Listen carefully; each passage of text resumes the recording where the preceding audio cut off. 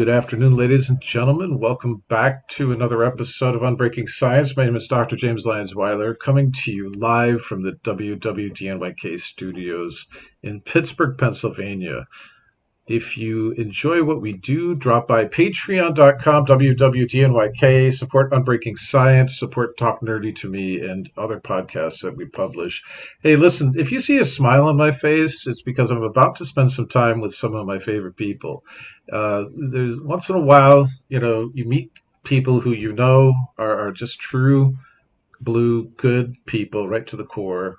And not to be too Pollyannish about it, I'm sure they've raised some hell in their day in their own way.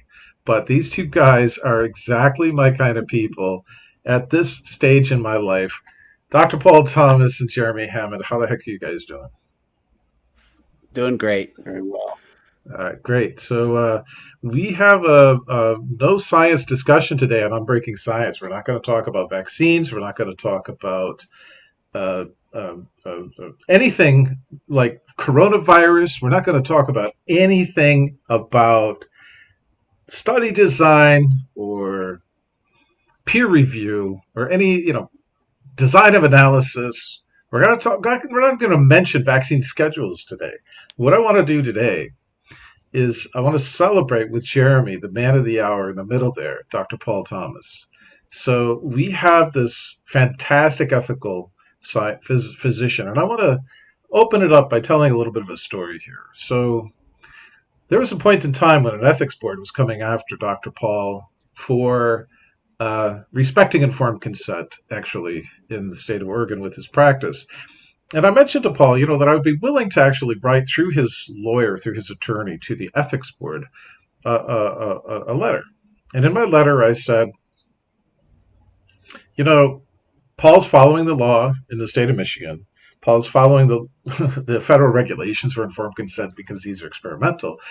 I said, go back to your own practices and see if you're not the ones who are in violation.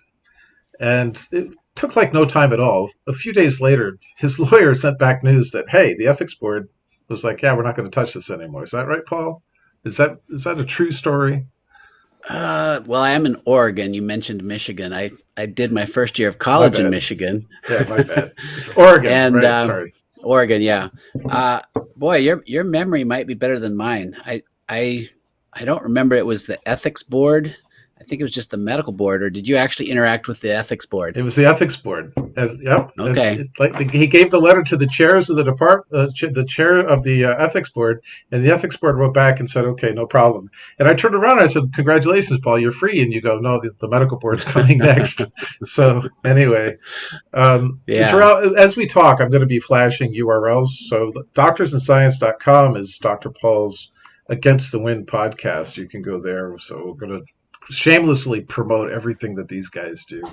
But with the ethics board, on your tail, and then them backing off because I reminded them, you've got your own practice. Are you providing informed consent? Aren't you guys the ones, or ladies, the ones that are actually denying people informed consent and for them to step off? Well, what do you think the medical board's going to do when they learn that they're doing the same thing? Are you asking me? I'm just throwing it out there for either one. Yeah, I'm sure you're under some prescribed, restricted speech pattern right now because of your lawyers. But I've actually chosen not to restrict my speech. I'm at a point where the board has been after me with request after request after request. So many of them that are completely ridiculous, I might say. Just that these aren't patient complaints; they're just these anonymous requests, complaints. So when they finally, Jack, we published the data that they asked for. So a little over a year ago, the board, one of those complaints was, prove that the vaccine-friendly plan is as safe as the CDC schedule. And when I got that letter, I was just like shaking my head. It's almost laughable. The CDC, and in the past it was in conjunction with the AAP, the American Academy of Pediatrics, would each year come out with a new vaccine schedule. They would add something. Typically, they never remove anything. They just add. And it would be a brand new experiment on the American population because there was never any comparison between an old schedule and a new schedule. There's never been a study done that compared unvaccinated kids to partially or fully vaccinated Hang on, kids. this is too much science for today. We've heard this. We know Okay. this story. What I'm saying is the medical board it's our turn. The medical board has a lesson to learn. And the lesson that the medical board must learn, and I think they're about to hear it in spades, is that they were trying to coerce you to actually provide unlawful pediatric practice. If you read I've talked with lawyers in Oregon. I've consulted with lawyers outside of Oregon. They're very, very interested in how this is going to come about because we have the medical board, which is a governing agency that exists under the auspices of the governor and the executive branch, and then we have the legislative branch. The legislative branch years ago said yes, we need informed consent in Oregon, and the medical board is acting as though informed consent doesn't exist and they can just write new laws and enforce them without checking with the legislature. So anyway, that's the lesson. So starting with the ethics board getting that message, then the medical board, that's the lesson that they need to hear, I think. And there's a bunch of people in Oregon that are going to be having a Senate hearing and all this other stuff that's coming. So I'm really excited about that. So I'm really happy. It's really like it's a dream come true because the people are going to stand up through the legislative branch, and they're going to have their say. And so I didn't want to go down the pathway. Sorry to interrupt. I didn't want to go down the pathway of the actual technicalities of what's going on with you. I want to talk about Paul Thomas. So as a child, for instance, and Jeremy, jump in and help me out with this too. As a child, you found yourself in a very, very unique position compared to most people who are practicing medicine in the United States right now, right? We had a domineering minority powered government in South Africa, right?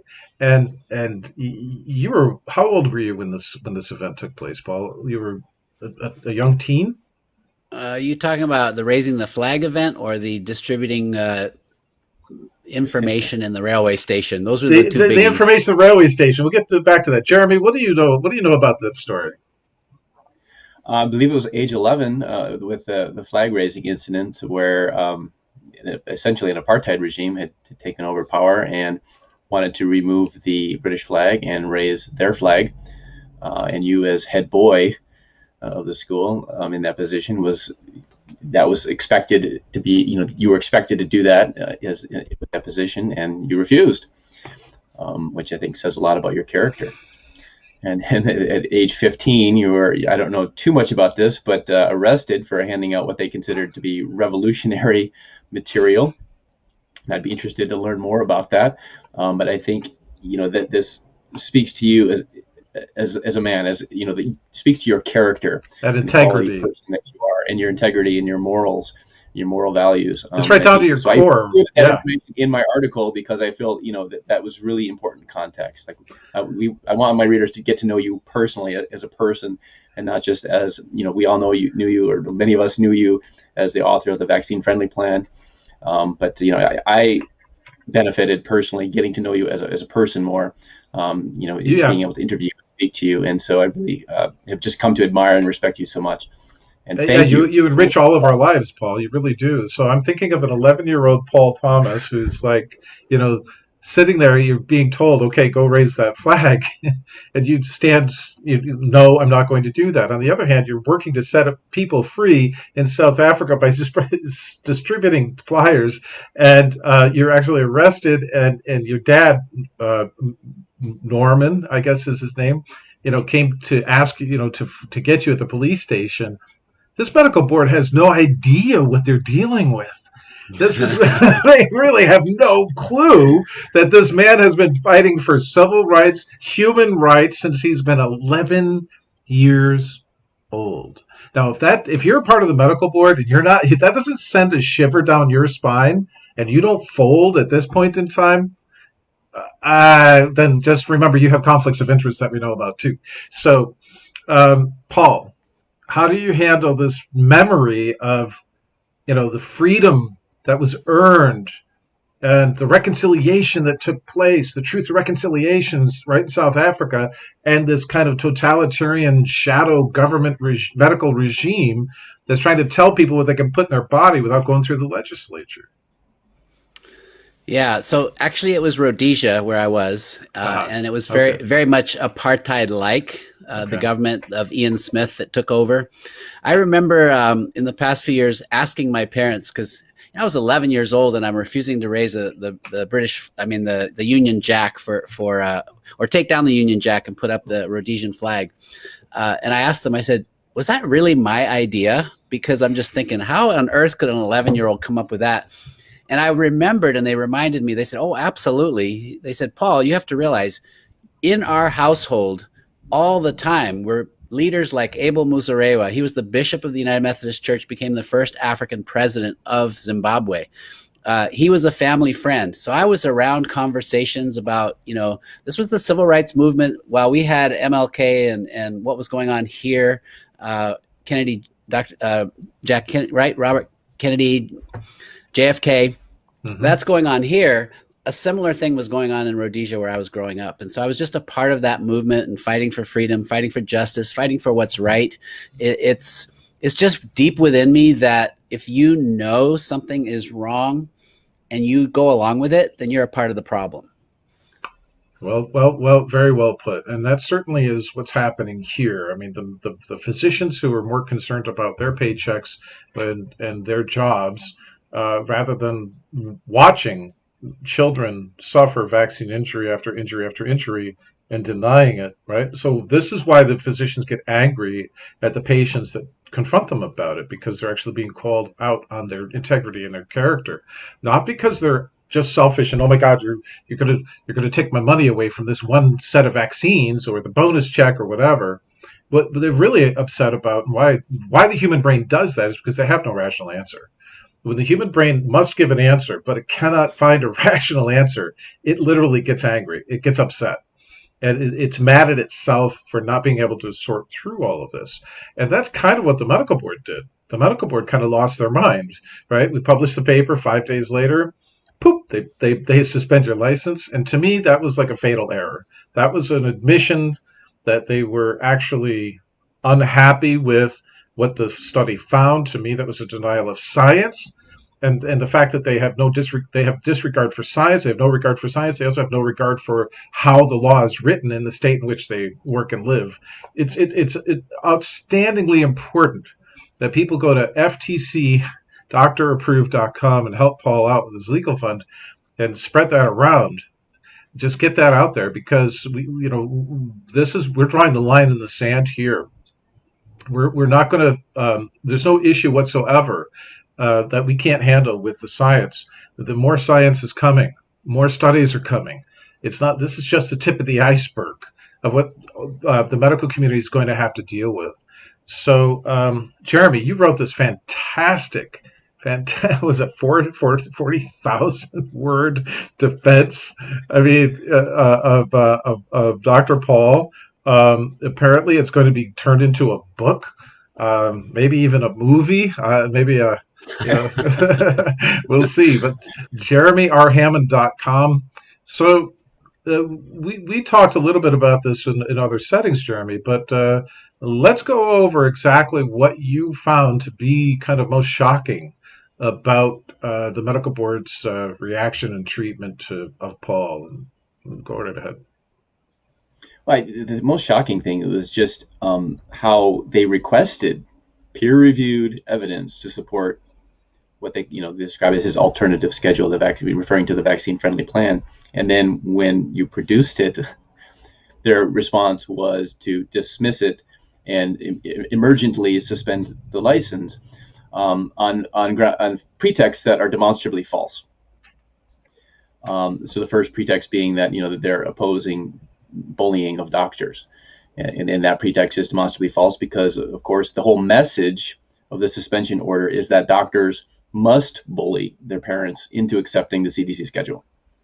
That message is very loud and clear, and so obviously they're not opposed to bullying, so we can dismiss that as a false pretext. The second pretext being that Dr. Paul pressures patients to accept the vaccine-friendly plan as an alternative schedule, which just demonstrates that they don't even understand the whole concept of the vaccine-friendly plan, that it's not an alternative one-size-fits-all approach.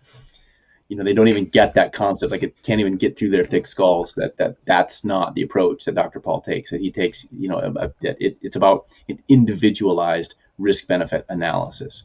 And the fact that they can't even get that concept, just is really instructive. I mean, it tells us a lot about their mindset and their cognitive dissonance in the way that they have these accusations. And they're basically accusing Dr. Paul of literally following what's in the law. For example, with the titers testing. And, how dare you actually follow the speed limit? We're going to give you a ticket for speeding. Right. And so the inescapable conclusion is that the reason, setting aside the demonstrably false pretext, the reason that the license was suspended was for practicing informed consent. There's no other conclusion we can draw. In a state that requires informed consent, exactly. It's how ridiculous. So I want to celebrate. I want to celebrate the co-author Jennifer Margulis, PhD. Right. So in addition to Dr. Paul, MD, we have the Vaccine Friendly Plan by Paul Thomas. We actually have Jen Margulis, PhD. I knew her mom. Her mom was an evolutionary biologist, Lynn Margulis.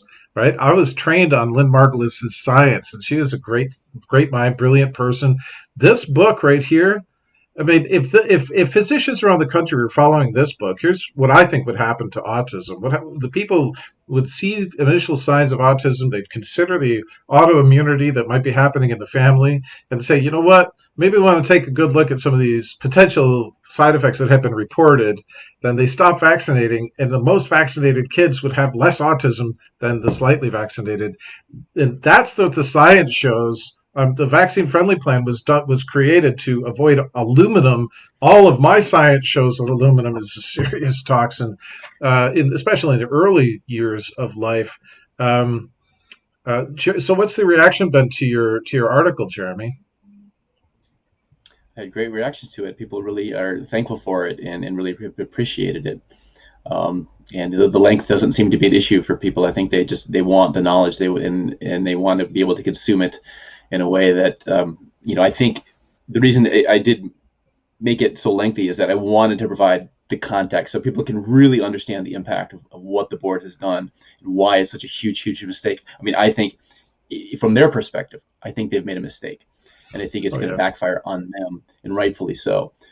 So I wanted to tell this story in a way that really had that made the full impact, so people really understand the true significance. And for that, there's a lot of context that's necessary.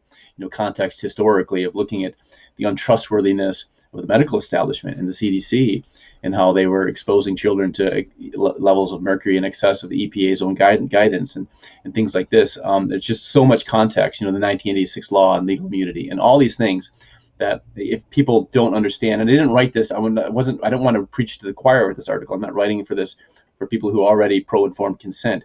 I want to reach people who are on the fence about this, or they're very pro-vaccine in the sense that they favor mandates and they favor everyone following the one-size-fits-all CDC schedule. And I wanted really to take this as an opportunity to really make an impact in getting the message of pro-informed consent through to those people. And so that's why I took the time to put all the context in to really understand what's happening, so people can really understand. It's a historic document. It's truly that important. I believe it's one of the most important things that I've ever seen written in my lifetime. And kudos to you, not just being an exquisite communicator in the craft of authorship and reporting, but also in obviously the strategic putting together the full story in context. Is just a brilliant piece of work. People should understand that Paul the man has a heart as big as, I don't know, bigger than the earth. I think he loves everybody. he loves I've never met him. When he gets angry at people, it comes out in a way where he's immediately forgiving. This is what I know about immediately forgiving. He doesn't hold on to it. And he says, basically, well, they'll figure it out eventually. They'll find the right path. And I love that about you, man. I really do. I love that you kept yourself centered. I know this has been very difficult for you. It's been difficult for your wife. And I just want to say, what people might not know is that you have adopted children. Is that right? So how many You're children have you guys adopted? so I have 3 biological kids and 6 adopted kids. Um, your your accolades are a little rough to take. I'm human, and I make mistakes. And yeah, this whole journey has caused me actually to become a better person. So I'm actually thankful to the board. Thanks for giving me a timeout. I'm in the process of becoming some of the things you were saying I am. I'm a work in progress. But yeah, where I grew up in Africa, my first formative years from age 4 till about 9, I was living in a village. And you've heard that phrase, it takes a village. Well, in Shona, the African language, we call the village or your home, which is really where your heart is, where your parents are, kumusha.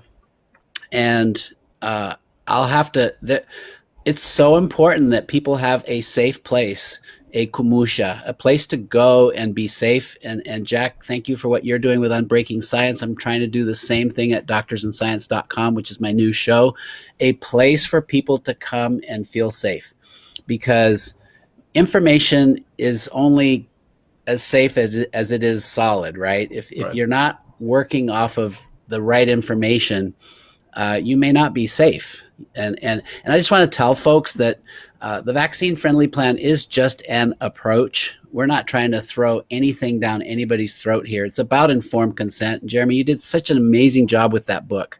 It is a must read for everyone, not because it's about me. There's only a little bit about me. You dove into the science in such a thorough way that anybody who cares about science, and I know we weren't going to talk about science, but we got to get a little bit off of this Dr. Paul stuff, and let people know what an amazing job you did with this book, because even my attorneys said, "Wow, this is your defense." It's like Yeah. it's all laid out so beautifully, and that's what people need to read, right? If you're at all wondering what's this big deal about vaccines, read this book, because it really spells out the both sides of the issue. There's phenomenal science about vaccine risk, and sure, there's science about benefits. Nobody's saying that vaccines are worthless. It's a matter of you've got to be able to be informed and weigh the decision with good information, and you provide just this wealth of information in that book. So thank you.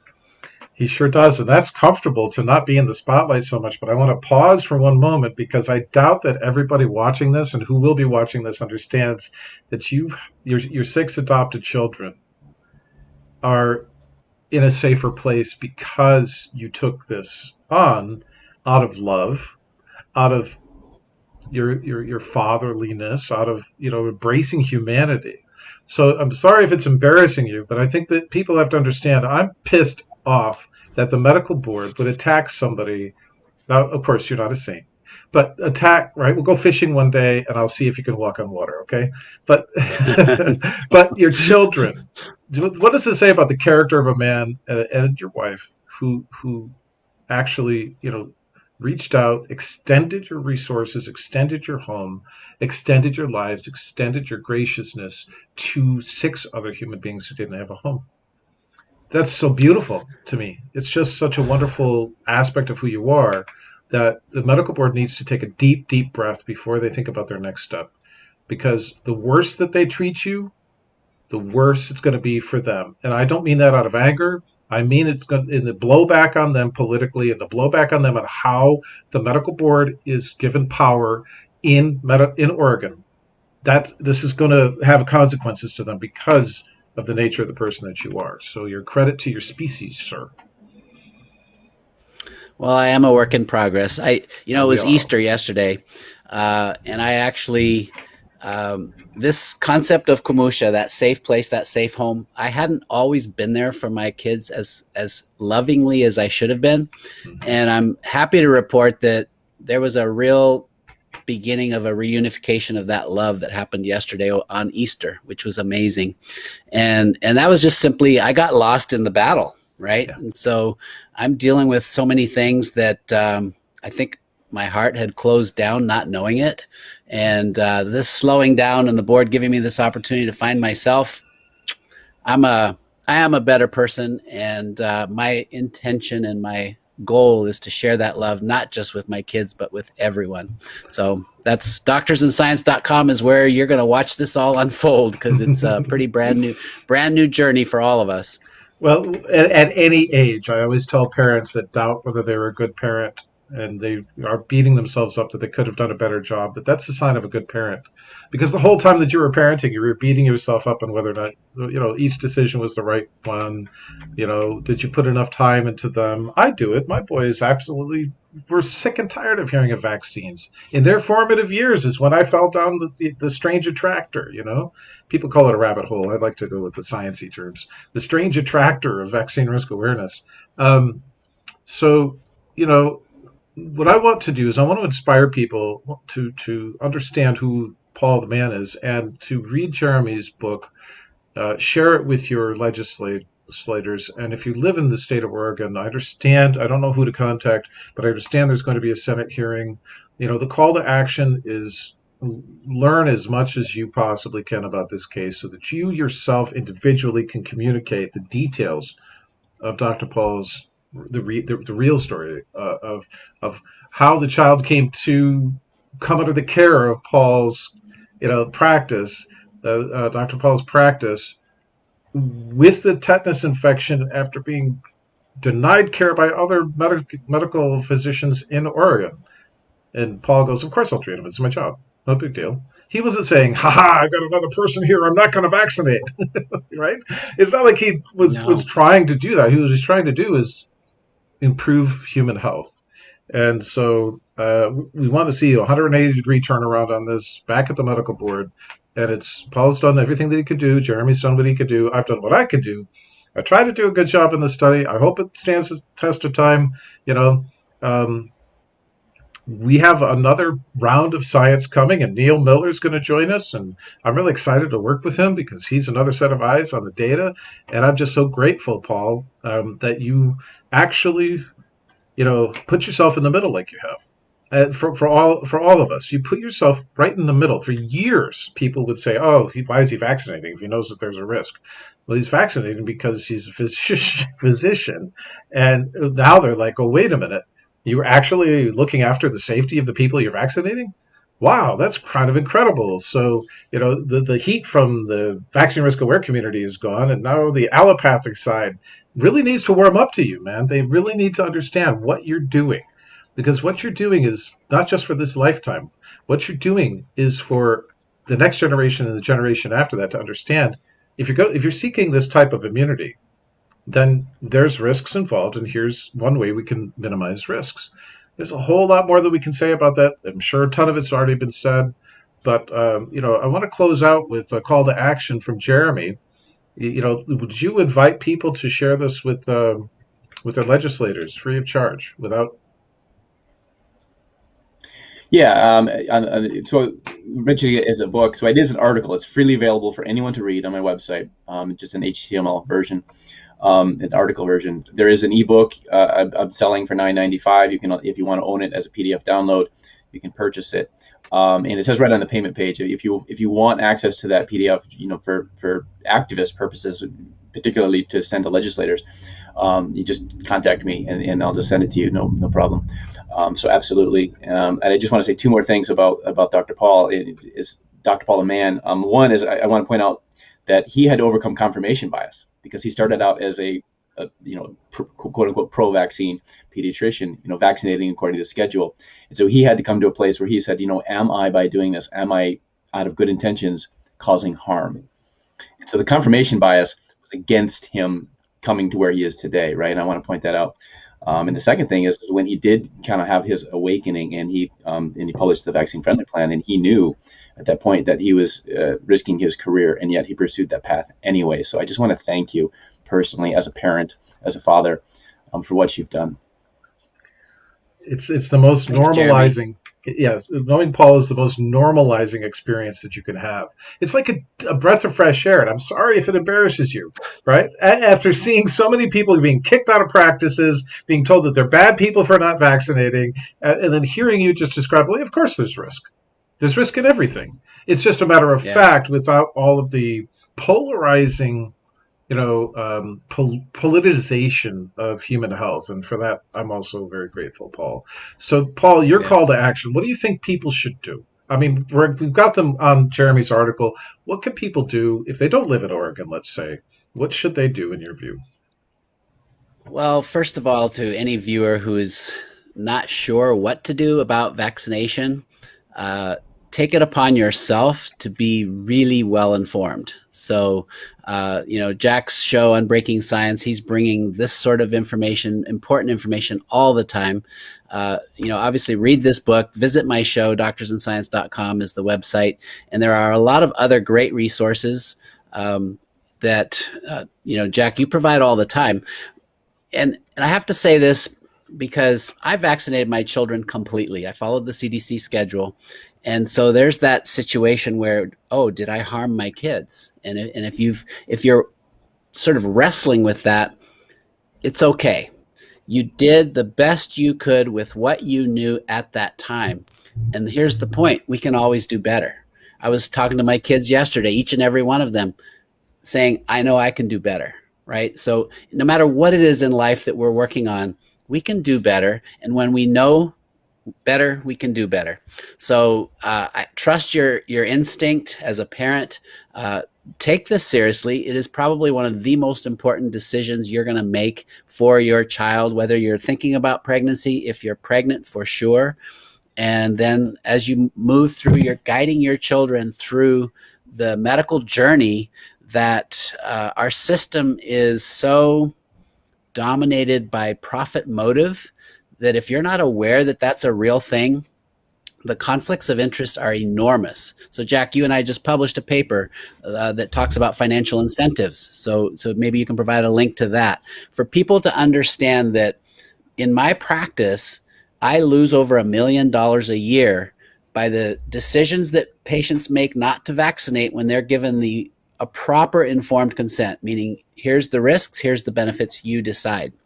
So just put all that in perspective and then understand that really informed consent is your right. And as we move forward towards this huge push to do vaccine mandates across the land and across the world, as it seems to be rolling out with COVID, if there's a mandate for a medical procedure and you don't have the option to say no, that is coercion, that is tyranny, and that is not informed consent. And so that's the main thing I think all three of us are fighting for is your right to bodily integrity, your right to informed consent. And then to those of you who may have felt that in my passion, I was forcing you not to vaccinate, that was never my intent. I'm always standing beside you, whatever your decision is. And I have some patients who do all the vaccines, and I would not look down on you for that because we all come from a different place. We all have different risk factors and we all have different risks that we're comfortable with. There are risks on both sides of this equation, folks, and there are benefits on both sides of the equation, but you should have the right to decide. Absolutely. So thank you for that, Paul, and to help him out with his fight against the medical board, or I guess let's put it this way, Paul's fight with the medical board, because he wants to educate each and every member of that medical board. Me, I'd like to take him up behind the wood barn. I'd like to do a little parenting here. FTC FTC doctor approved, DP approved. That's DP, Dr. Paul approved. Yeah. Okay, FTC.dpapproved.com. Go there to help him out. And yeah, we did this financial analysis. It was a month of data from 12 different insurers. And we found that every one out of every 4 possible dollars that could be made by your practice, you along with providing informed consent, you did not profit. You lost a quarter of potential revenue, including administration fees and direct fees, so reimbursements from insurers. That's a publication. We will put that in the comments. It's a peer-reviewed publication. It's a stunning revelation. It absolutely debunks the idea. I hate the word debunk, but I'm going to use it. Debunks the idea that pediatricians don't make any money off of vaccines. So that's another bit of reality in our arsenal. So Yeah, the truth of the matter is it is not a good business decision to give informed consent. It is a very good business decision to just say, this is the CDC schedule, and if you are not going to follow it, there's the door. That's coercion, and it actually works so that most parents feel so stressed and pressured that they just cave and they do what they're told. There's a huge financial benefit to the person that's selling you that vaccine schedule. And I'm not trying to imply here that pediatricians or family practice doctors or anybody who's doing that is evil, or I'm not even saying that they really understand what they're doing, because I didn't know that the extent of the financial incentive was that big. I had no idea. well, It is so, it is huge, but yeah, let's also do the it's following. Our study shows that the vaccinated have to come back to the doctor's office time and time and time again for conditions. So, in a way, vaccines are a gateway drug to becoming sick for more billable health care. And that might be uncomfortable for people to learn, but we do not care. We want healthy people. So we want, if you're against vaccines, respect. If you are for vaccines, respect. If you're for safer vaccines, respect. Paul and I are both co-authors on a great study on the aluminum accumulation and clearance as well. We're going to be talking about that on his podcast soon. And I'm really looking forward to that conversation, Paul. So patreon.com, WWDNYK, support Unbreaking Science. You are part of this large, great community of people who care about science. You are not anti-science. We want science to survive, whatever the heck it is that's happening in the world right now. The next time you'll see Paul and I will be on doctorsandscience.com. Thank you both, gentlemen. It's a pleasure to call you my friends and colleagues. And big hearts to you and your wife, Paul. You're one of the best people I know, whether you like it or not. Take it easy. Oh, thank you, Jack. Thank you, Jeremy. Thank you both. Right on. Thank So you. there we have a couple of guys who I would love to hang with any day of the week. I'm so impressed with the core integrity of both of these individuals and the families that put up with the missingness of their loved ones when they're in the fight, so to speak. A big hug out to Maya, Paul's wife, and Jeremy's family. Listen, guys, there's only one way to do this right, and that's to include everybody in the boat. You can't just kick out the anti-vaxxers. You can't kick out the people that tend to get injured by vaccines and pretend you're doing something good. And you have to include the people that are not aware yet. I was not aware. I used to lecture my sister, you should get all these vaccines. You're going to kill the world if you don't. That's argument from ignorance. I was ignorant when I said that. And it wasn't until I started doing my own research and looked at it in detail that I looked at the safety science and I said, wow, there's a real problem here. So if you live in Oregon, please, please, please get a hold of this document at jeremyhammond.com. Send it to your legislature. And I understand that there's a Senate hearing coming up that you can get involved in and get your public comment written, and you can get it on the record about what you think about all of this, and help Paul out with ftc.dpapproved.com. And it's been great having those guys. So we're going to sign out now, and we'll see you next time. Thanks a lot, everybody.